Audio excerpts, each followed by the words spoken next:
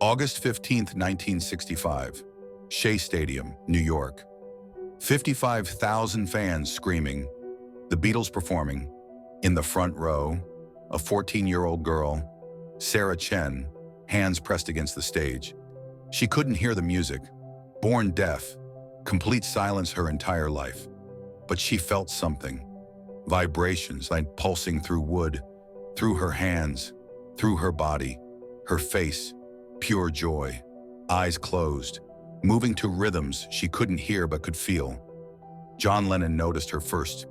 This girl, different from the screaming masses, peaceful, present.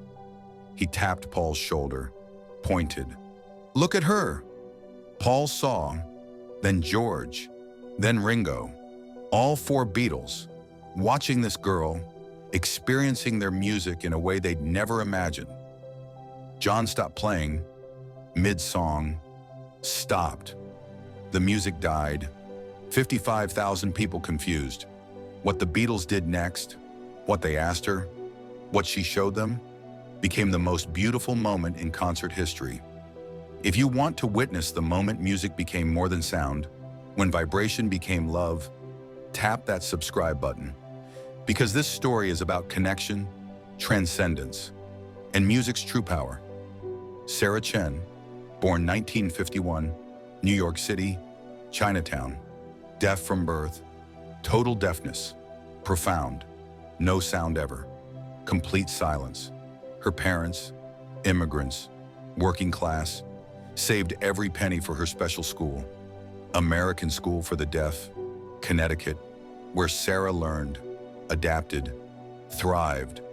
She learned sign language, learned to read lips, learned to navigate a hearing world. But music was foreign, abstract, something other people experienced, never her.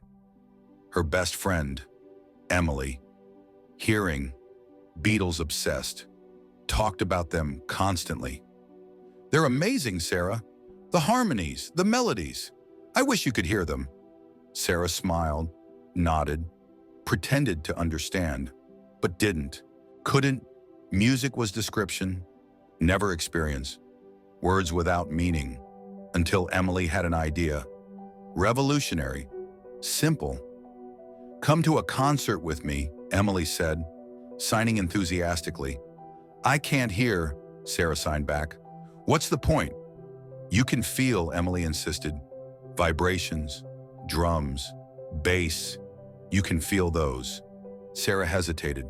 Concerts were expensive, pointless for someone deaf, wasteful, but Emily pleaded, "Please, just try. For me, one concert." Sarah agreed, not believing, but not wanting to disappoint her friend. August 15th, 1965. Emily's father got tickets. Shea Stadium, the Beatles. They arrived early. Emily strategic. "We need to be close, front row if possible." They pushed through crowds. Emily determined, Sarah confused. Why does closeness matter? Miraculously, they got front row, right against the stage, wooden barrier between them and gods. Sarah stood there, nervous. 55,000 people around her, screaming, mouths open. But to her, silence. She felt alone, profoundly alone, surrounded by shared experience she couldn't access. Emily squeezed her hand, signed. "When they start playing, put your hands on the stage." "Why?" Sarah signed. "Trust me." Emily signed back. "Just trust me." The Beatles emerged. Sarah knew because everyone moved, screamed, pointed.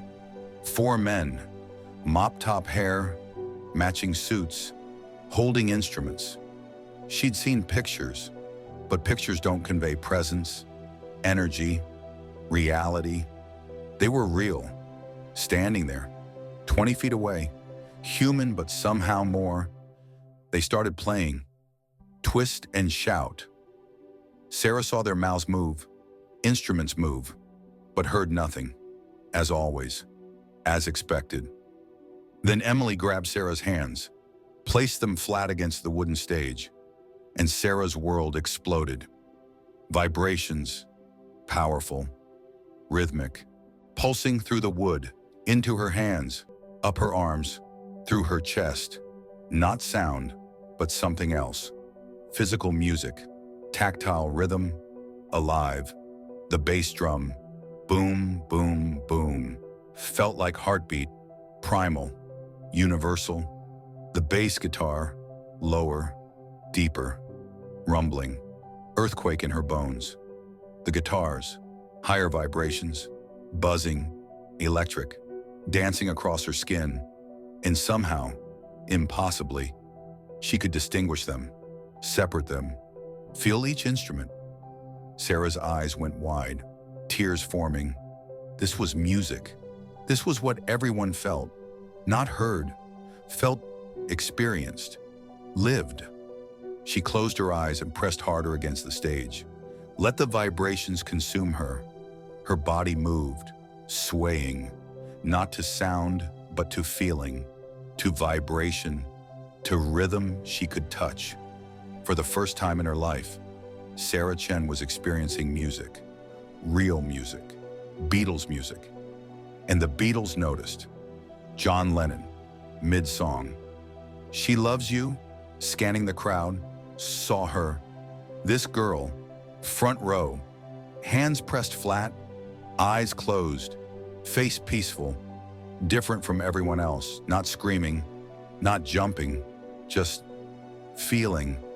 Something about her, the way she moved, the way she experienced, caught him. He nudged Paul, pointed without breaking rhythm. Paul looked, saw her, and something in his chest tightened. Recognition, understanding. George noticed Paul looking, followed his gaze, saw the girl, felt it too. Ringo, always watching, always aware, saw his bandmates staring, saw the girl, understood immediately. The song ended. Applause, screaming. But the Beatles didn't start the next song. They huddled. Quick conference. John gesturing toward the girl. Something's different about her, John said. Look at her hands. She's feeling the music, Paul realized. Not hearing, feeling. You think she's deaf? George asked. Yeah, Ringo said quietly. I think she is. They stood there. 4 Beatles. 55,000 people waiting, staring at one girl. We should do something, John said. Something special and for her. Like what? Paul asked. I don't know, John admitted. But something, this feels important. John walked to the edge of the stage, knelt down, close to Sarah. She didn't notice. Eyes still closed, hands still pressed, lost in vibration. Emily tapped her shoulder. Sarah opened her eyes, saw John Lennon, inches away, staring at her. Her breath stopped. This couldn't be real. John Lennon, the John Lennon, looking at her. John spoke. Sarah couldn't hear, started to panic. What is he saying? Emily interpreted, reading lips, signing to Sarah. He's asking if you can hear the music. Sarah shook her head, signed back. No, I'm deaf, but I can feel it. Emily spoke for her. She says she's deaf, but she can feel the vibrations. John's face softened, smiled, genuine warmth. That's beautiful. That's how it's supposed to be felt. He turned to his bandmates. She's deaf, but she's feeling the music through vibrations. Paul walked over, knelt beside John. What's your name? Emily interpreted. Sarah signed, S-A-R-A-H, finger spelling. Sarah, Paul repeated, then to the band. We should play something just for her. What happened next? 55,000 people witnessed, but Sarah felt. John stood, walked to the microphone, addressed the crowd. There's a girl in the front row. Her name is Sarah, and she's deaf. The crowd went silent, confused, concerned, listening. But she's feeling the music, through vibrations, through the stage. So we're going to do something different, something special, just for Sarah.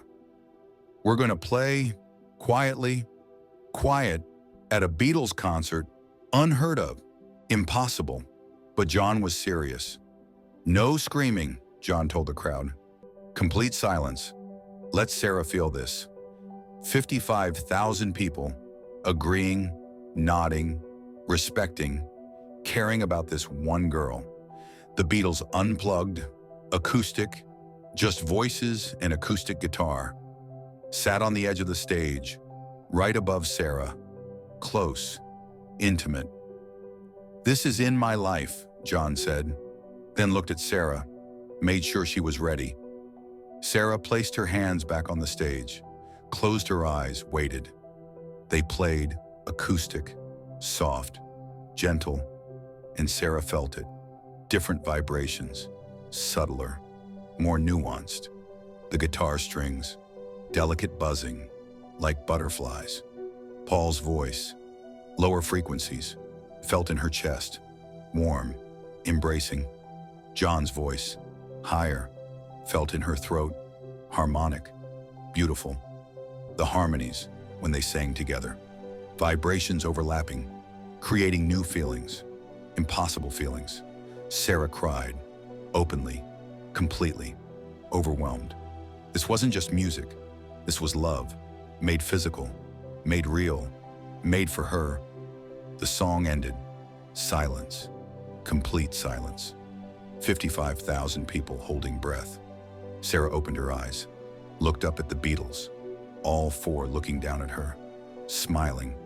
She signed, frantically, emotionally. "Thank you, thank you. That was beautiful." Emily translated, voice breaking, crying too. "She says thank you. That was beautiful." John wiped his own eyes. "No, thank you.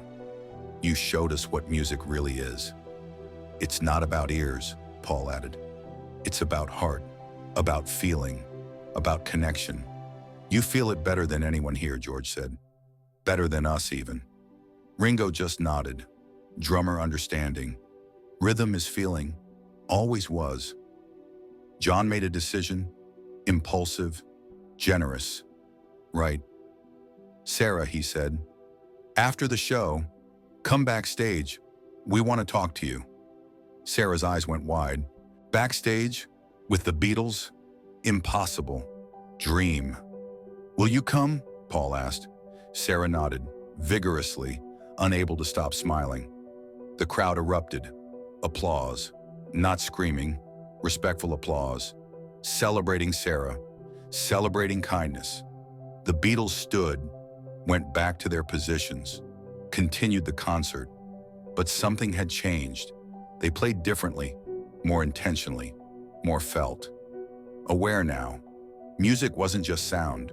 It was vibration, emotion, physical love, and Sarah had taught them that. After the show, backstage, Sarah and Emily brought back the Beatles' dressing room, chaotic, people everywhere, managers, press, handlers. But when Sarah entered, John cleared the room. "Everyone out. We need privacy." Just 6 people, 4 Beatles, Sarah, Emily. They sat in a circle, floor, informal. Friends, not celebrities and fan. "How long have you been deaf?" George asked. Emily translating. "My whole life," Sarah signed. "Born this way." "And you've never heard music?" Ringo asked. "Never?" Sarah shook her head. "Not until tonight. Tonight I heard it, felt it, experienced it." "Thank you for that," Paul said, "for showing us. Music doesn't need ears. It needs heart," John added. "And you've got more heart than anyone we've met." They talked for an hour about music, about life, about being different, about finding beauty. John told Sarah about his mother, dying young, loss, pain. "Music saved me," John said. "When I had nothing else, I had music. And now I understand. Music isn't sound, it's survival. It's hope. It's connection. You taught me that tonight, Sarah. You taught all of us. Paul gave Sarah his guitar pick, signed, for feeling what others only hear. George gave her his beads, spiritual, meaningful, for being present, truly present. Ringo gave her his drumstick, for keeping rhythm even in silence. John gave her his harmonica, ironic, beautiful. You can't hear this, but maybe you can feel it. Sarah held these gifts, crying, unable to comprehend. This wasn't real, couldn't be real, but it was. It was real. It was happening. She was living it. The story spread. Newspapers. Beatles stop concert for deaf girl. Photos. Sarah with hands on stage. Sarah backstage with Beatles. Sarah crying. But Sarah didn't want fame. Just wanted the memory, the feeling, the gift. She went back to school. Different now. Changed. Confident. I heard the Beatles, she'd tell people, signing proudly. I felt them, and they felt me back. She became a music therapist, decades later, working with deaf children, teaching them. Music isn't about ears. It's about vibration, feeling, experience. She'd bring them to concerts, front row, hands on stages, feeling. This is what the Beatles taught me, Sarah would say. Music is for everyone, even us, especially us. August 15th, 1965, Shea Stadium changed two things. Sarah learned she could experience music, could feel it, could love it. The Beatles learned music transcends ears, transcends sound, transcends everything. It's vibration, emotion, connection, love made physical. John Lennon talked about Sarah for years. She was the best audience we ever had, John said in interviews. Most present, most feeling. Everyone else was screaming, but Sarah was feeling, really feeling. That's what music is supposed to be. Not heard, felt, experienced, lived. Paul McCartney still tells the story. That night taught me, Paul says, disability is perspective. Sarah wasn't disabled. We were. She could feel things we couldn't, experience music in ways we never imagined. She was the teacher. We were the students. Today, there are programs, concerts for deaf children, vibration-based experiences. Started by Sarah, inspired by that night, spreading the gift. Music isn't gate-kept by ears anymore. It's accessible. It's universal. It's for everyone. Because of one girl, one concert, one moment when Beatles understood. Music isn't sound, it's soul, and soul has no limitations. Sarah Chen is 73 now, still deaf, still feeling music, still teaching. She keeps those gifts, Paul's pick, George's beads, Ringo's stick, John's harmonica, framed, displayed, evidence. This happened. This was real. The night the Beatles played for her, just her, in a stadium of 55,000. The night she taught them what music really means. Thank you, Sarah, for teaching us. Feeling is hearing. Presence is music. Love is everything. Thank you, Beatles, for stopping, for noticing, for caring, for that one girl in the front row. And thank you to all of us, witnessing, learning, understanding. Music has no barriers, no limitations, no exclusions. Music is vibration, emotion, connection, love, and everyone. Absolutely everyone, deaf or hearing, young or old, anyone can feel it if we just stop screaming, start feeling, and let the vibration, the real vibration, the love, flow through us forever.